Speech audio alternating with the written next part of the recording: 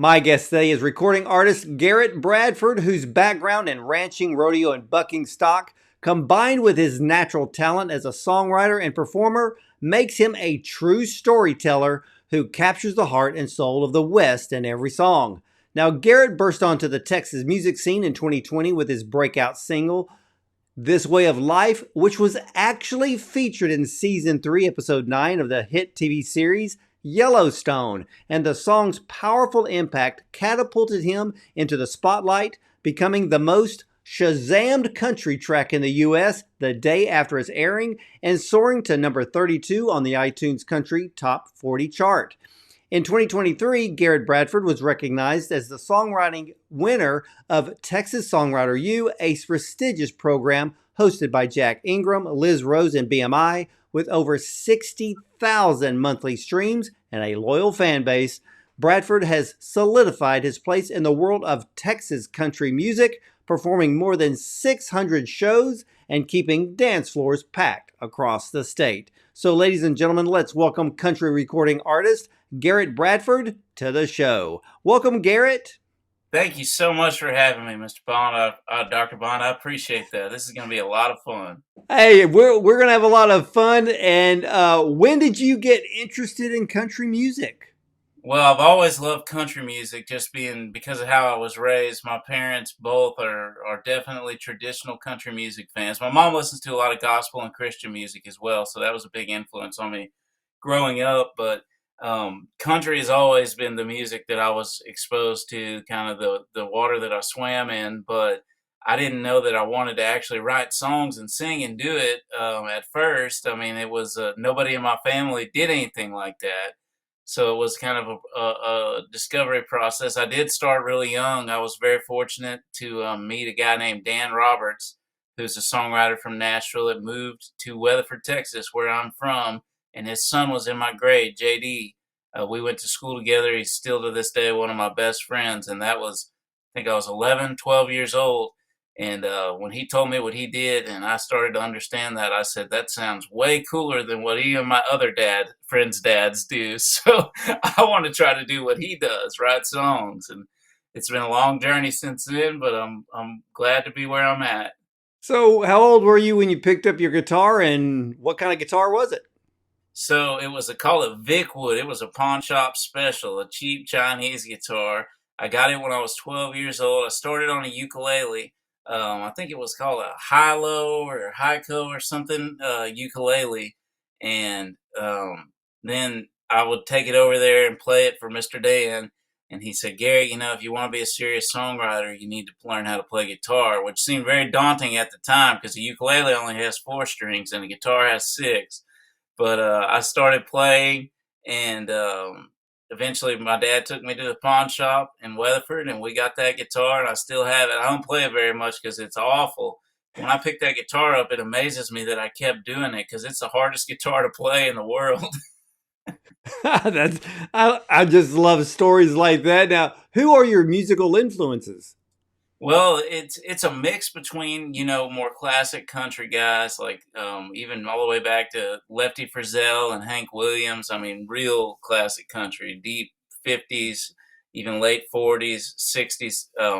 All the outlaw guys, Waylon, Willie, Merle Haggard, and Charlie Pride is also one that I really appreciate. And then being from Texas, of course, we got the Texas music scene and all of those guys going on back to Gary P. Nunn, who's become a huge influence on me. Gary P. has also become a friend. I got to spend about 5 days with him in October, and it was just one of the coolest experiences of my life. I have so much respect for that guy. And then Pat Green, Stoney LaRue, those guys were killing it. I mean, they still are in a lot of ways, but when I was growing up, so it's a mix of Texas country and then the traditional classic country.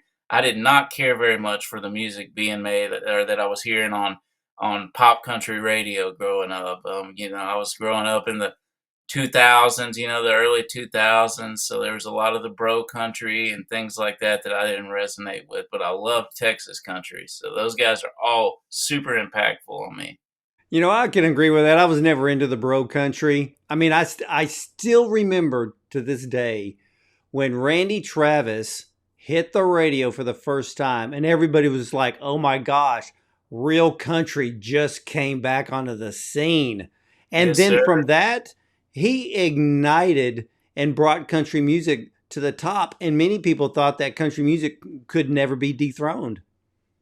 Well, I think we're gonna enter a new era of that very soon because it can't. We kind of got. I think it comes in cycles, and it can't get any more pop than it has been for the last 15 or 20 years. So I think it's inevitable, at least, especially since spending a lot of time up here in Nashville and getting to meet kind of some of the tastemakers and gatekeepers of the industry and have conversations with them. A lot of them are all saying that real country music is the next cool thing again, and that's Yeah. convenient for me. Well, yeah, I mean, even, and you're right, it does come in cycles. And I think when Chris Stapleton went from songwriter to singer performer, everybody's ears were like, finally, you know, Yes. and that's one reason why he's ruling the award shows. So that should tell everybody else, pull back on the pop sound and bring real country back because that's what the fans want.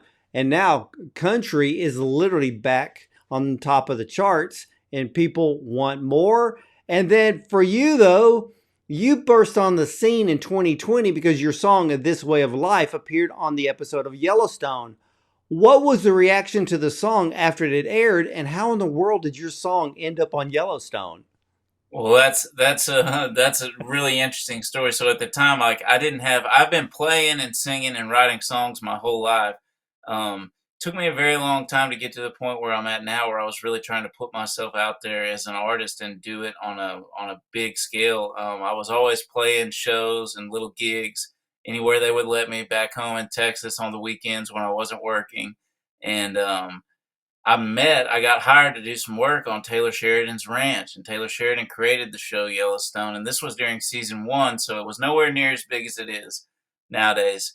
But we became friends over while I was working, doing this work for him. I was cutting down a bunch of trees on his ranch, and he started inviting me over to dinner because he didn't live very far from me, and it just kind of our friendship kind of grew from there, and eventually he figured out that I played music, and he was a huge, probably the main person that encouraged me to have the self confidence to really start recording and releasing music because he told me, he's like, man, I think you're really good, and I think you'll regret it if you don't pursue this. And having somebody of his stature, that's been around the block say that to me was exactly what I needed to hear to go do that. And eventually we were sitting on his porch one day. This was right in the middle of season three, and he said, and I never wanted to ask him for anything because I noticed people are always asking him for things, and I almost felt bad for him because of that.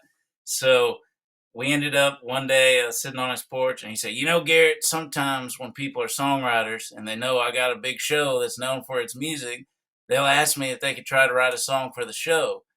And I just said, well, that's interesting. He said, that's a hint. And I said, okay, well, if you're asking me, what should I write? And he said, well, I've got this idea. I need a song for a scene, and I haven't found anything that I like.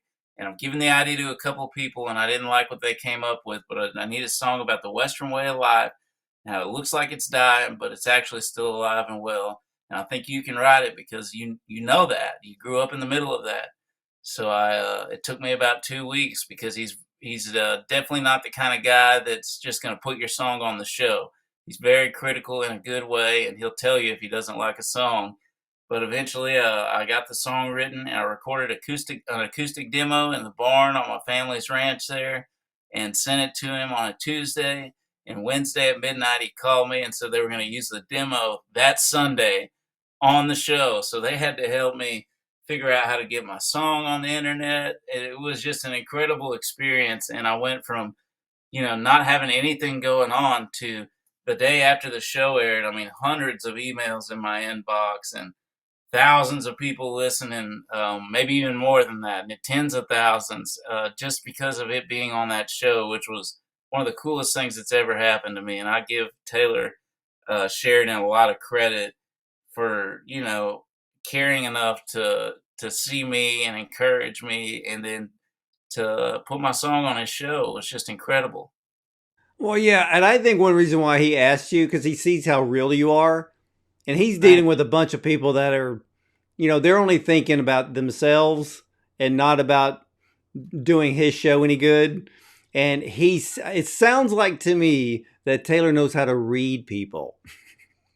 He's very good at that. I think that's what makes him such a good writer and why he can come up with all these dialogues and characters is because he's kind of an expert on human nature. Well, have you learned any business sense from Taylor Sheridan?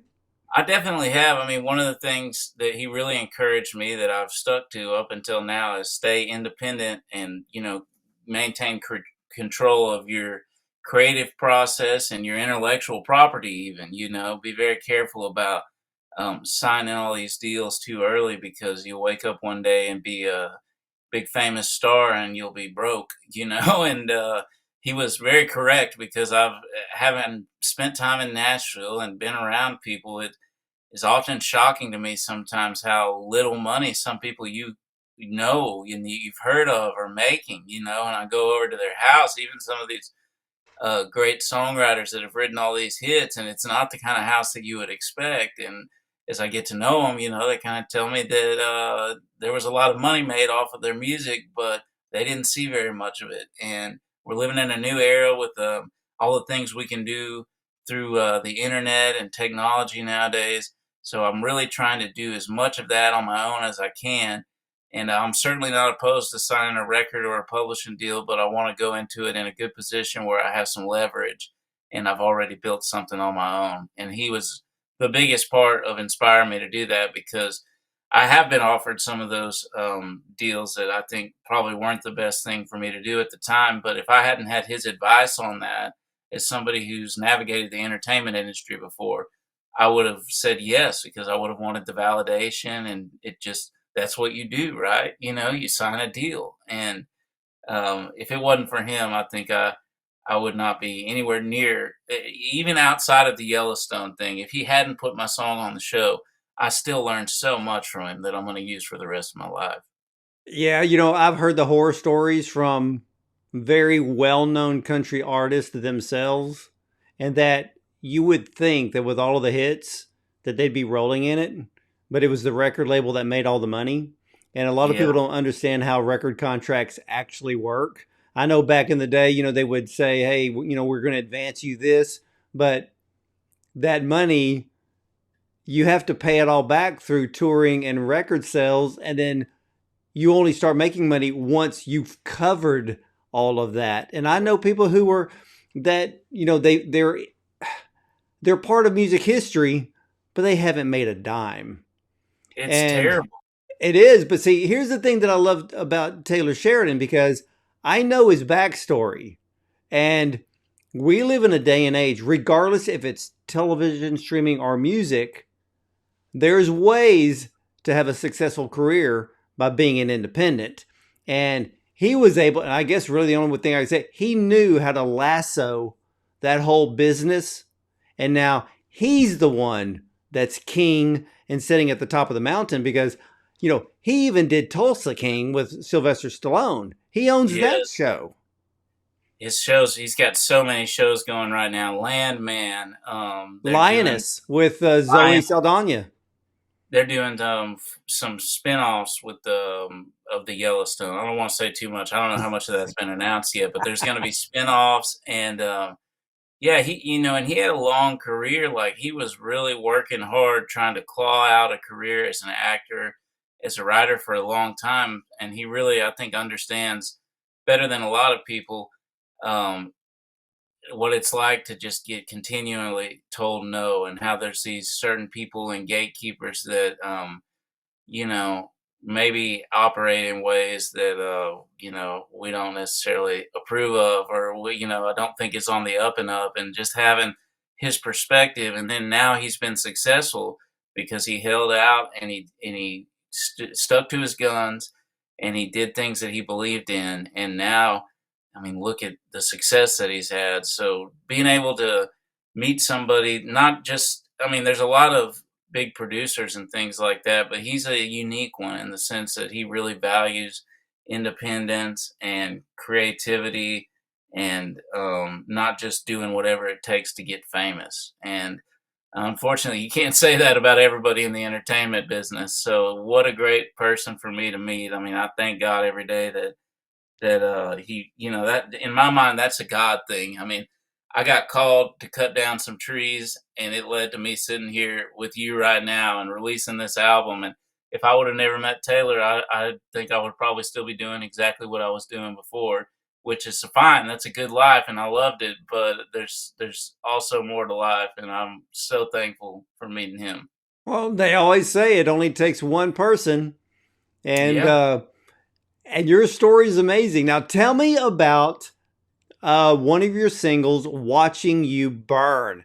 It's a very emotional song, a very poignant, introspective track. So, what is it about, and what led you to write it? Well, I wrote it with a few friends of mine. It's actually a funny. There's two songs on this record. It's so funny because I usually either write by myself or maybe with one other person. I don't know if it's my ADD or what, but whenever there's more than one other person, I just I get all out of sorts. But this is actually a song I wrote with my friend Greg Manuel. There's a junior and a senior, so there's Greg Junior and Greg Senior, and then our buddy Logan Jarvis. But we were all sitting around just talking about life, and Greg Senior had this idea. I want to write a song called "Watching You Burn," and I had just gotten out of a relationship, and then his son had as well. Actually, had just recently gotten divorced, and he said, "You guys are sad, and singing the blues. Maybe we could sit around and write this now." So we kind of combined our heartaches together and wrote that song. And it's a funny song because I liked it, but I wasn't crazy about it, and I don't know why. A lot of times, it's hard for me to pick my own best songs. I'm very biased and partial. I usually just like the most recent song, but we demoed that song or went to the studio and recorded it in an attempt to maybe pitch it to somebody else. And when we heard the recording, Greg Senior said, "You've got to release that song." And I played it for a few other people, and they said the same thing. They loved, what we did with it in my version. So I released it, and I trusted them because I've already learned that I don't have a clue myself. And it was the first single, and it's done better than any song that I've ever put out in the first month, including the Yellowstone song, which is really hard for me to believe. I didn't know if I would ever be able to top that. So it's been a real blessing and just a really cool experience and given me a lot of confidence too, because I was starting to wonder, am I going to be just a kind of a one hit guy, have the one song on Yellowstone and that'll be it? But fortunately, it looks like at least now maybe I'll have two. That works, and then I think every singer songwriter goes through that. They get that one big hit that kicks off the career, and then they were wondering, can I do this again? So, and you're trying to find the momentum to write it. And with this song, "Watching You Burn," I thought it was interesting that the song is about trying to save someone who is self-destructive, and that brings a whole lot of heartache. It certainly does. It's not a good idea for anybody out there that's thinking about trying it. You don't want to do that. But I thought it was like an interesting angle on a sad song because it's not necessarily bitter at all. In fact, it's the song's about, hey, I love you, um, but I can't. If I stay in this relationship, it's gonna destroy me as a person too. I'm not gonna be able to pick you up. You're gonna drag me down, and I loved that angle on that whole thing. As a songwriter, you're always trying to there's only so many things that happen to people in this life, and there's tons of songs written. So you're kind of trying to find a unique angle on something. Everything's been written about. It seems like at least somebody's written a song about everything, but you try to find a little bit of a unique angle and a way to put your life story into it. And that's one of the things I try to do is I want, especially, the songs that I release, I want them to be songs that reflect my life and how I feel and my outlook on the world, kind of. So I'm It's a glad you like. great It's a great song, and I know that you have your newest single, Do You I Do. I love this song, very traditional country. What is it about, and what has been the listener's reaction to the song? Well, it's been really good. It hasn't performed quite as well as Watching You Burn, but both of the songs just came out, so it takes time to really evaluate how people react to them. But it's probably one of my favorite songs on the whole album, just because I love the way it sounds. It's got that traditional feel, which obviously is very close to my heart, and it's about thinking back on a long lost love and wondering if it would be worth trying again. Do you believe in second chances, new beginnings to old romances? Those are the first two lines, but um, it kind of straddles that line too of being a it's kind of a sad song, but it doesn't I don't know, at least the way when I listen to it, it doesn't make you feel sad. It's got some hope to it, that maybe there could be a rekindling of a flame after time has passed and you've learned more about yourself and things like that. So that's kind of the premise behind that song.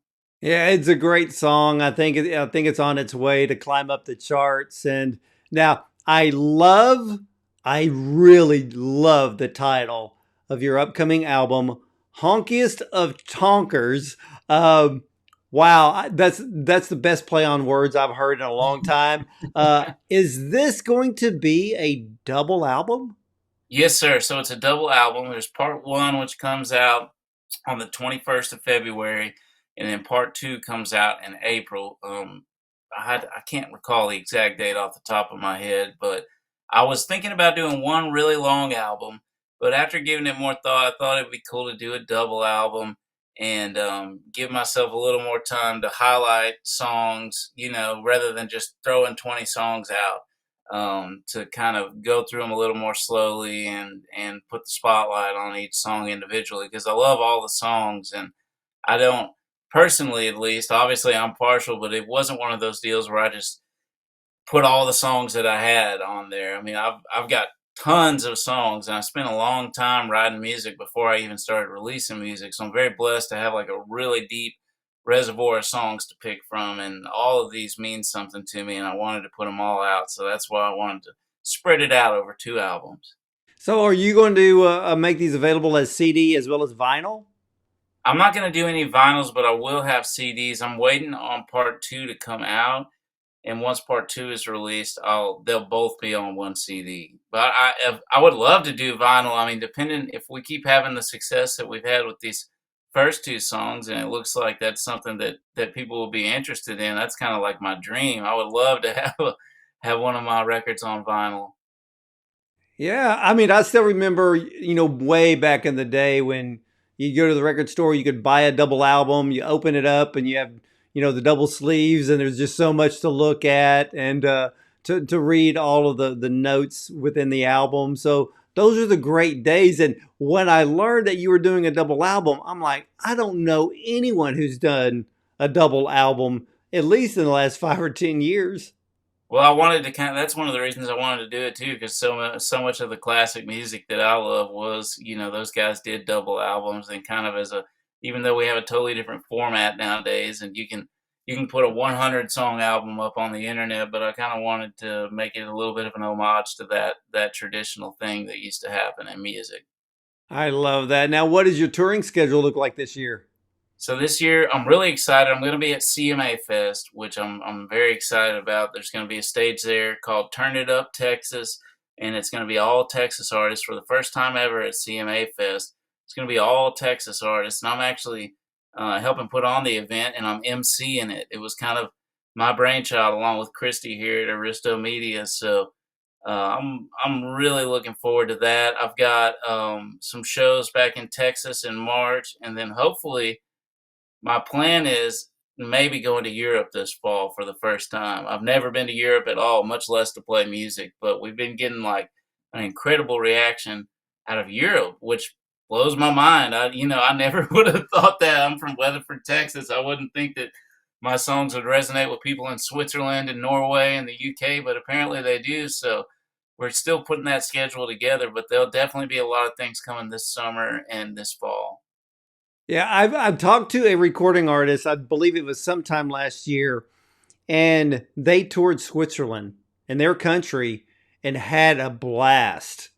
I can't wait. I got an email 3 or 4 days ago from a festival in Switzerland about having me on, and we haven't finalized it or anything. We got a lot to figure out, but I'm so excited about that. I mean, that would be literally my dream come true. I love that. And ladies and gentlemen, head over to garrettbradford.com and check out his music, his videos, and his upcoming new double album. That's right. You heard that right. A brand new double album. And check out his touring schedule as well. And Garrett, I want to thank you so much for coming on today to share your part of your story as well as your current singles and this brand new album that's coming out. The Well, Honkiest of Tonkers. I love that name. thank you so much, Dr. Vaughn. It's an honor to be on here, and I hope we get to do it again one of these days. It'd be a privilege. Hey, I can't wait for that, Garrett. And much success to you. And who knows, maybe your next song will be on Tulsa King. I hope so. That's the plan. Everybody say a prayer for that. Yeah, big hit show. I know that everybody loves Sylvester Stallone. But ladies and gentlemen, I can guarantee you this. You're going to love Garrett Bradford even more. So head over to garrettbradford.com again for all of his music and check out the brand new double album that's coming out in February as well as April. And for all of you who are watching and listening, I want to thank you for watching, and I will see you next time.